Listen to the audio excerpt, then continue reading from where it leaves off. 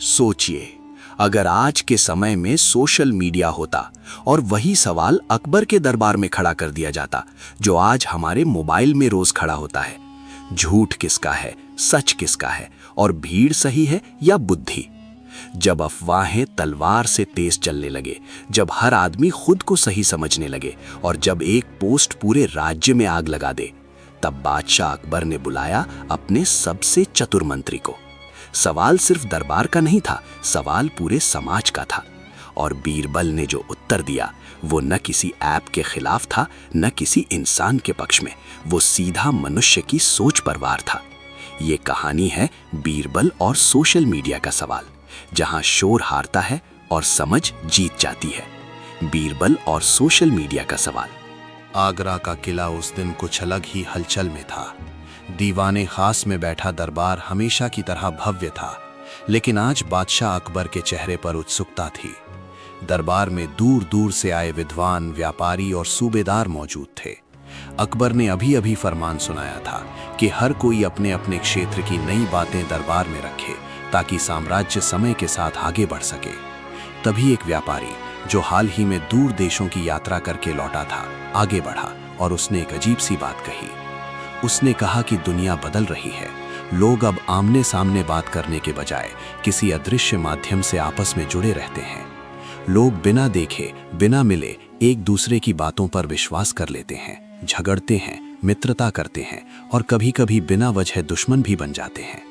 अकबर ने आश्चर्य से उसकी ओर देखा। बादशाह ने पूछा कि ये कैसा माध्यम है जहां बिना देखे लोग एक दूसरे की बातों में उलझ जाते हैं। व्यापारी ने कहा कि आने वाले समय में इसे सोशल मीडिया कहा जाएगा। ये ऐसा बाजार होगा जहां हर कोई अपनी बात ऊंची आवाज में कहेगा, चाहे उसे सुनने वाला समझदार हो या मूर्ख। अकबर को ये बात सुनकर हंसी भी आई और चिंता भी। उन्होंने दरबार की ओर देखा और बोले कि अगर ऐसा समय आया तो न्याय, बुद्धि और सत्य का क्या होगा? दरबार में सन्नाटा छा गया। सबकी निगाहें बीरबल की ओर मुड़ गईं, जो हमेशा की तरह शांत भाव से खड़े थे। अकबर ने मुस्कुराते हुए कहा, बीरबल, अगर मेरे राज्य में ऐसा माध्यम होता जहां हर कोई कुछ भी बोल सकता, लिख सकता और फैला सकता, तो तुम इसे कैसे संभालते? बीरबल ने हल्की सी मुस्कान के साथ सिर झुकाया और बोले कि महाराज, समस्या माध्यम की नहीं होती, समस्या मनुष्य के मन की होती है। यदि मन स्थिर हो तो शोर भी सत्य बन जाता है, और यदि मन अस्थिर हो तो सत्य भी शोर में खो जाता है। अकबर ने कहा कि ये उत्तर बहुत सरल है, लेकिन वो एक परीक्षा चाहते हैं। अकबर ने आदेश दिया कि एक काल्पनिक स्थिति बनाई जाए। मान लिया जाए कि आगरा में सोशल मीडिया नाम की कोई चीज है और वहां 3 प्रकार के लोग हैं। कुछ लोग बिना सोचे कुछ भी लिखते हैं, कुछ लोग बिना समझे हर बात पर विश्वास कर लेते हैं, और कुछ लोग जानबूझकर झूठ फैलाते हैं। अब बीरबल बताएं कि ऐसे समय में राजा कैसे पहचाने कि सच क्या है और झूठ क्या। बीरबल कुछ क्षण मौन रहे, फिर बोले कि महाराज, पहले मैं इस नए बाजार को देखना चाहूंगा। अकबर मुस्कुराए और बोले कि ये तो कल्पना का संसार है। बीरबल ने कहा कि तब भी मनुष्य वही रहेगा, केवल साधन बदलेगा। उन्होंने कहानी सुनानी शुरू की। बीरबल ने कहा कि मान लीजिए एक गांव है जहां रोज सुबह ढोल बजाकर खबरें सुनाई जाती हैं। धीरे धीरे लोगों को ढोल की आदत हो जाती है। फिर एक दिन कोई व्यक्ति ढोल बजाकर झूठी खबर फैला देता है कि नदी का पानी जहरीला हो गया है। कुछ लोग बिना जांच के मान लेते हैं, कुछ लोग डर फैलाते हैं और कुछ लोग हंसी उड़ाते हैं। अंत में नुकसान उन्हीं का होता है जो बिना सोचे मान लेते हैं। अकबर ने पूछा कि इसका सोशल मीडिया से क्या संबंध? बीरबल ने कहा कि महाराज, सोशल मीडिया भी वही ढोल है, फर्क बस इतना है कि वहां हर व्यक्ति के हाथ में ढोल है। कोई धीरे बजाता है, कोई जोर से, कोई ताल में, कोई बेसुरेपन में। बीरबल ने आगे कहा कि समस्या तब बढ़ती है जब लोग ये भूल जाते हैं कि ढोल बजाने वाला कौन है। क्या वो विश्वसनीय है? क्या उसका उद्देश्य भला है या केवल ध्यान खींचना है? सोशल मीडिया में सबसे बड़ा अपराध झूठ नहीं, बल्कि बिना सोचे विश्वास करना है। दरबार में बैठे कई लोग आपस में फुसफुसाने लगे। अकबर गंभीर हो गए। उन्होंने कहा कि लेकिन बीरबल, अगर हर कोई राजा से सीधे शिकायत करने लगे, हर कोई अपनी बात फैलाने लगे, तो व्यवस्था कैसे चलेगी? बीरबल ने कहा कि महाराज, व्यवस्था तब बिगड़ती है जब राजा सुनता तो है पर समझता नहीं। सोशल मीडिया में भी वही राजा सफल होगा जो हर आवाज पर नहीं बल्कि सही आवाज पर ध्यान देगा। हर शोर को सत्य समझना मूर्खता है और हर आलोचना को विद्रोह समझना भी। अकबर ने एक और प्रश्न रखा। उन्होंने कहा कि अगर कोई व्यक्ति सोशल मीडिया पर राजा के खिलाफ झूठ फैलाए, लोगों को भड़काए, तो क्या उसे दंड मिलना चाहिए? दरबार में बैठे कई दरबारी तुरंत बोले कि हाँ, कठोर दंड मिलना चाहिए। बीरबल ने धीरे से कहा कि महाराज, दंड झूठ के लिए नहीं, उद्देश्य के लिए होना चाहिए। अगर कोई अज्ञान में गलत बात कह दे तो उसे समझाना चाहिए। अगर कोई जानबूझकर आग लगाए तो उसे रोका जाना चाहिए। लेकिन अगर राजा हर आलोचना को झूठ समझकर दंड देने लगे तो सच्चाई बोलने वाले भी चुप हो जाएंगे। अकबर कुछ देर चुप रहे, फिर उन्होंने कहा कि बीरबल, आज के समय में लोग प्रसिद्धि के लिए कुछ भी लिख देते हैं, क्या ये गलत है? बीरबल ने कहा कि प्रसिद्धि चाहना मनुष्य का स्वभाव है, लेकिन जब प्रसिद्धि सत्य से बड़ी हो जाए तब समाज बीमार हो जाता है। उन्होंने कहा कि सोशल मीडिया एक दर्पण है, उसमें वही दिखाई देता है जो समाज के भीतर पहले से मौजूद होता है। अगर समाज में क्रोध है तो वो क्रोध बनकर दिखेगा, अगर करुणा है तो वो भी दिखेगी। माध्यम को दोष देना आसान है, स्वयं को देखना कठिन। दरबार में बैठे एक सूबेदार ने पूछा कि अगर सोशल मीडिया इतना ही खतरनाक है तो क्या उसे बंद कर देना चाहिए? बीरबल मुस्कुराए और बोले कि आग से खाना भी पकता है और घर भी जलता है। समझदार वही है जो आग को बुझाता नहीं बल्कि उसे संभालना सीखता है। अकबर अब पूरी तरह ध्यान से सुन रहे थे। उन्होंने कहा कि बीरबल, तुम कह रहे हो कि राजा को भी सोशल मीडिया पर होना चाहिए? बीरबल ने कहा कि हाँ महाराज, लेकिन राजा को वहां बोलने से अधिक सुनना चाहिए। जो राजा हर टिप्पणी का उत्तर देने लगे वो अपनी गरिमा खो देता है, और जो राजा कुछ भी ना सुने वो वास्तविकता खो देता है। बीरबल ने अंत में कहा कि सोशल मीडिया का सबसे बड़ा सवाल ये नहीं है कि लोग क्या कह रहे हैं, बल्कि ये है कि लोग क्यों कह रहे हैं। जब तक राजा ये नहीं समझेगा तब तक कोई नियम, कोई दंड काम नहीं आएगा। अकबर ने गहरी सांस ली। उन्होंने कहा कि अगर भविष्य में ऐसा माध्यम सच में आ गया तो उन्हें खुशी है कि बीरबल जैसे लोग उस समय भी सत्य का मार्ग दिखाएंगे। बीरबल ने विनम्रता से कहा कि महाराज, समय बदलेगा, साधन बदलेंगे, लेकिन बुद्धि, विवेक और करुणा ही हर युग में राजा की सबसे बड़ी शक्ति रहेगी। दरबार में सन्नाटा था, लेकिन वो सन्नाटा सोच का था, भय का नहीं। अकबर ने सभा समाप्त करने का संकेत दिया। जाते जाते उन्होंने कहा कि आज उन्हें समझ आया कि सोशल मीडिया का सबसे बड़ा प्रश्न ये नहीं कि वहां कौन बोल रहा है, बल्कि ये कि वहां सुन कौन रहा है। और बीरबल अपने स्थान पर खड़े मुस्कुरा रहे थे, मानो जानते हो कि आने वाले युग में भी मनुष्य की सबसे बड़ी लड़ाई बाहर नहीं, अपने ही मन के भीतर होगी। आगरा की सुबह उस दिन कुछ अलग थी। यमुना के किनारे बहती ठंडी हवा में भी एक हल्की बेचैनी घुली हुई थी। किले के ऊंचे बुर्जों पर तैनात सिपाही बार बार नीचे झांक रहे थे, मानो शहर की धड़कन को पहले ही भांप लेना चाहते हों। दीवाने खास में आज विशेष सभा बुलाई गई थी। बादशाह अकबर अपने सिंहासन पर विराजमान थे, लेकिन उनके चेहरे पर वो सहज मुस्कान नहीं थी जो अक्सर दरबार की शोभा बढ़ा देती थी। आंखों में गंभीरता थी, जैसे किसी गहरे प्रश्न ने मन को जकड़ लिया हो। दरबारियों की पंक्तियां भरी हुई थी। मंत्री, सेनापति, सूबेदार, काजी और विद्वान सभी उपस्थित थे। बीरबल अपनी सामान्य मुद्रा में खड़े थे, न अधिक आगे न अधिक पीछे, मानो हर परिस्थिति को बराबर दूरी से देखने के अभ्यस्त हों। सभा आरंभ हुई, लेकिन अकबर ने तुरंत कोई विषय नहीं रखा।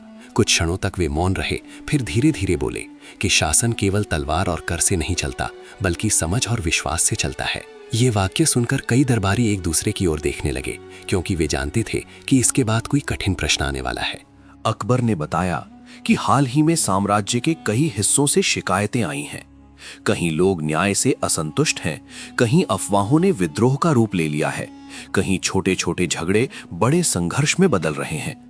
अकबर ने कहा कि इन सब के पीछे एक ही कारण दिखता है, लोग बिना पूरी सच्चाई जाने, बिना स्वयं सोचे दूसरों की बातों में बह जाते हैं। उन्होंने दरबार से पूछा कि इसका समाधान क्या है। कुछ दरबारियों ने कहा कि कठोर दंड होना चाहिए, कुछ ने कहा कि सूचना पर नियंत्रण होना चाहिए, किसी ने सुझाव दिया कि जनता को अधिक शिक्षा दी जाए। हर उत्तर में कुछ न कुछ सत्य था, लेकिन कोई भी उत्तर अकबर के मन को पूरी तरह संतुष्ट नहीं कर पाया। अंत में उनकी दृष्टि बीरबल पर जाकर ठहर गई। अकबर ने बीरबल से पूछा कि यदि राजा चाहे कि उसका राज्य स्थिर रहे, लोग सत्य को समझें और अफवाहों से दूर रहें, तो उसे सबसे पहले क्या करना चाहिए? बीरबल ने सिर झुकाकर कहा कि महाराज, राजा को सबसे पहले स्वयं के मन को स्थिर करना चाहिए, क्योंकि जब राजा घबराता है तो पूरा राज्य डरने लगता है। अकबर ने ये सुनकर कहा कि ये उत्तर सुंदर है, लेकिन वे एक उदाहरण चाहते हैं। बीरबल ने अनुमति लेकर एक कथा सुनानी शुरू की। उन्होंने कहा कि बहुत समय पहले एक राजा था जो अपने राज्य की हर बात जानना चाहता था। उसके पास गुप्तचर थे, दूत थे, संदेशवाहक थे, फिर भी वो असंतुष्ट रहता था। उसे लगता था कि लोग उसकी पीठ पीछे कुछ न कुछ गलत कर रहे हैं।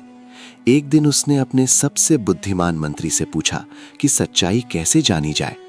मंत्री ने राजा को सलाह दी कि वो एक दिन साधारण वेश में निकलकर जनता के बीच जाए। राजा ने ऐसा ही किया। उसने देखा कि बाजार में लोग अलग अलग बातें कर रहे थे। कोई राजा की प्रशंसा कर रहा था, कोई निंदा, कोई झूठी कहानियां फैला रहा था, कोई सच को बढ़ा चढ़ाकर सुना रहा था। राजा भ्रमित हो गया। उसने मंत्री से कहा कि अब वो और भी उलझ गया है। मंत्री ने कहा कि महाराज, सच्चाई कभी शोर में नहीं होती, वो हमेशा शांत रहती है।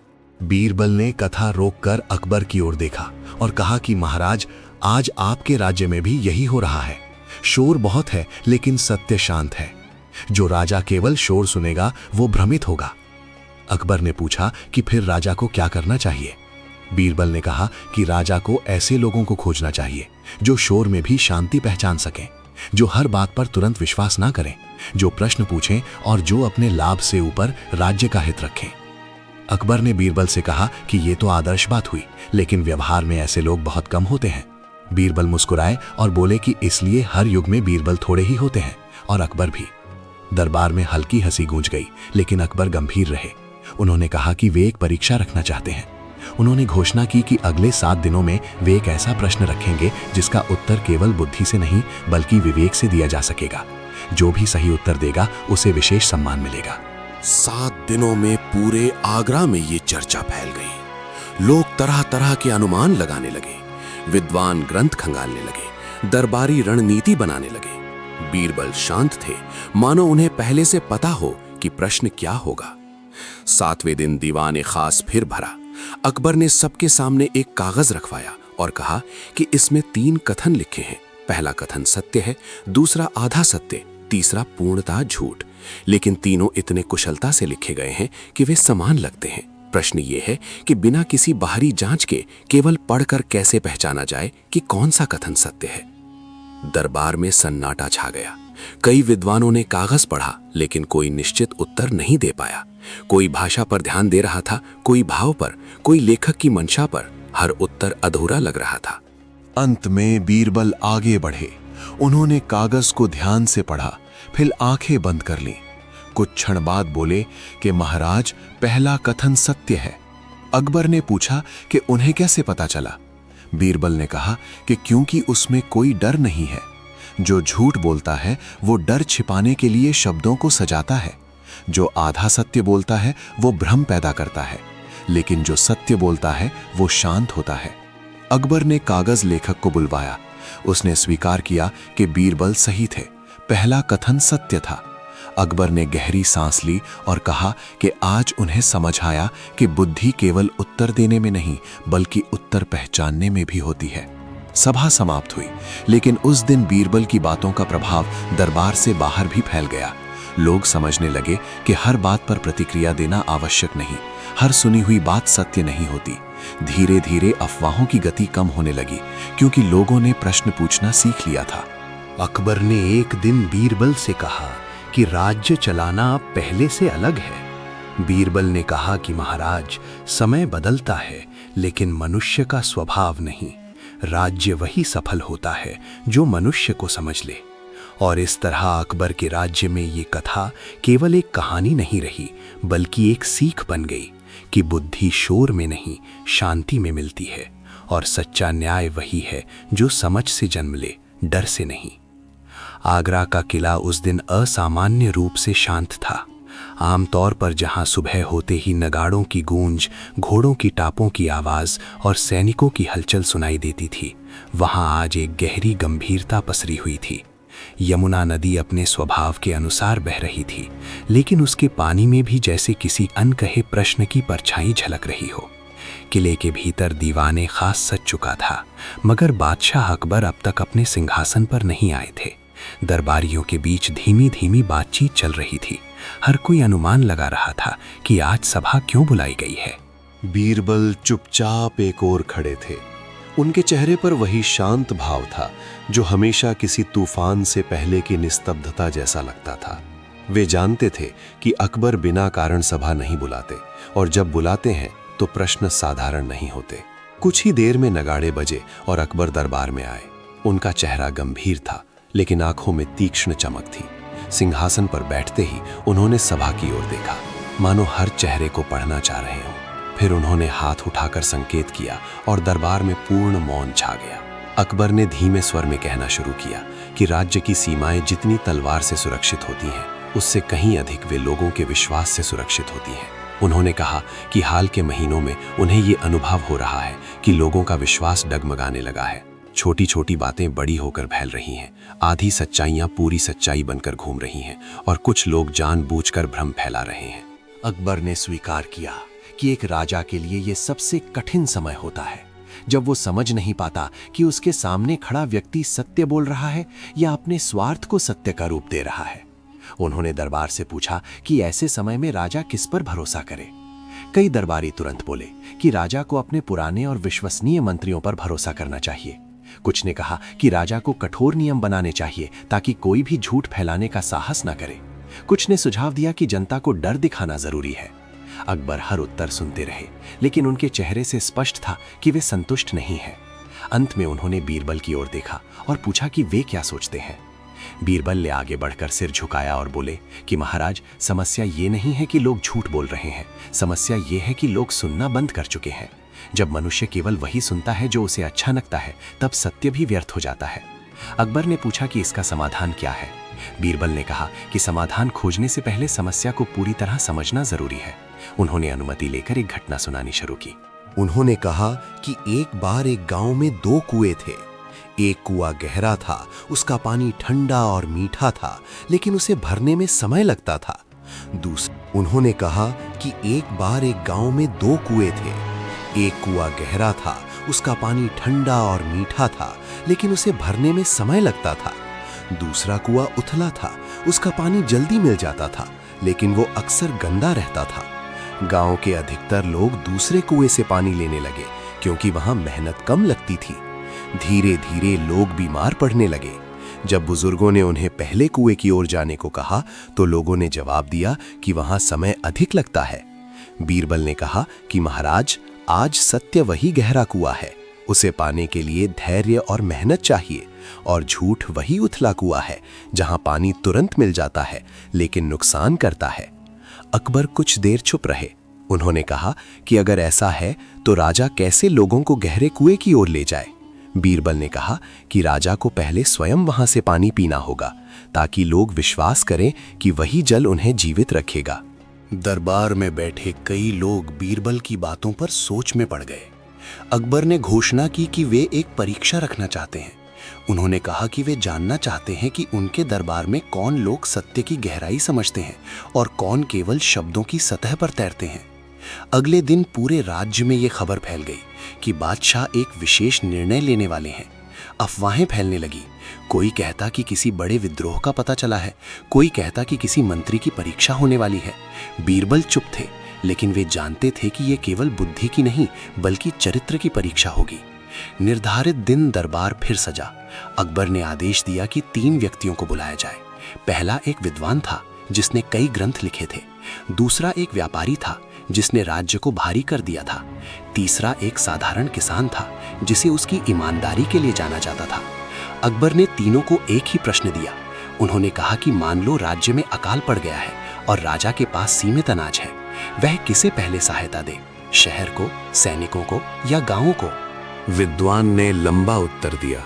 उसने धर्मशास्त्रों और राजनीति शास्त्रों के उदाहरण दिए और कहा कि सैनिकों को पहले भोजन मिलना चाहिए, क्योंकि वही राज्य की रक्षा करते हैं।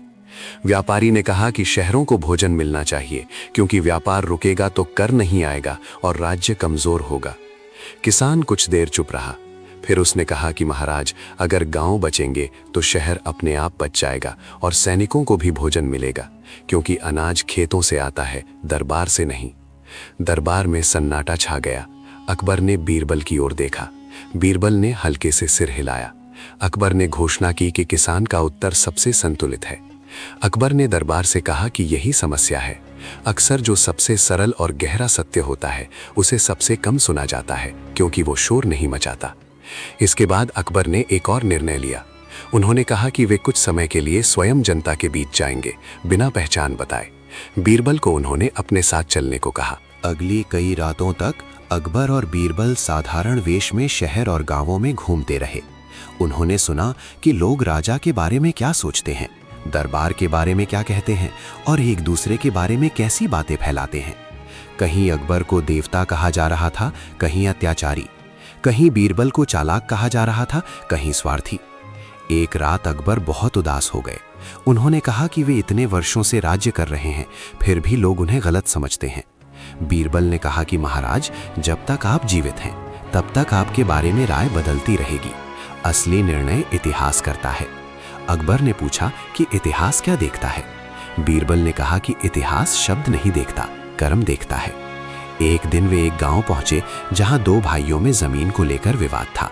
गांव वाले वर्षों से उसे सुलझा नहीं पा रहे थे। अकबर ने साधारण व्यक्ति बनकर दोनों की बात सुनी। दोनों अपने अपने पक्ष को सत्य बता रहे थे। अकबर उलझ गए।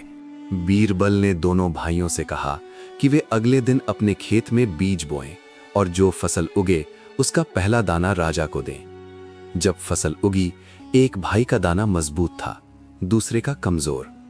बीरबल ने कहा कि जिसने जमीन को प्रेम और ईमानदारी से जोता, उसी की फसल मजबूत होगी। विवाद शांत हो गया। अकबर ने समझ लिया कि न्याय केवल कानून से नहीं, समझ से होता है। जब वे दरबार लौटे, अकबर पहले से अधिक शांत थे। उन्होंने घोषणा की कि अब वे हर निर्णय जल्दी में नहीं लेंगे। उन्होंने कहा कि राज्य को बचाने के लिए सबसे पहले मनुष्य के भीतर के डर और लालच को समझना होगा। अंतिम दिन अकबर ने दरबार में कहा कि बीरबल ने उन्हें एक महत्वपूर्ण बात सिखाई है कि हर युग में सबसे बड़ा युद्ध तलवारों का नहीं, विचारों का होता है, और उस युद्ध को वही जीतता है जो सत्य को धैर्य से थामे रखता है। दरबार समाप्त हुआ। लोग धीरे धीरे बाहर चले गए। बीरबल अपने स्थान पर खड़े रहे। अकबर उनके पास आए और कहा कि वे जानते हैं कि बीरबल केवल उनके मंत्री नहीं, बल्कि उनके विवेक हैं। बीरबल ने विनम्रता से कहा कि महाराज, विवेक तभी तक जीवित रहता है जब तक राजा उसे सुनता है। यमुना नदी उसी तरह बह रही थी जैसे सदा बहती आई है। समय आगे बढ़ रहा था। लोग बदलते रहेंगे, साधन बदलेंगे, लेकिन अकबर और बीरबल की ये कथा आने वाले युगों को ये याद दिलाती रहेगी कि सच्ची बुद्धि शोर में नहीं, मौन में जन्म लेती है।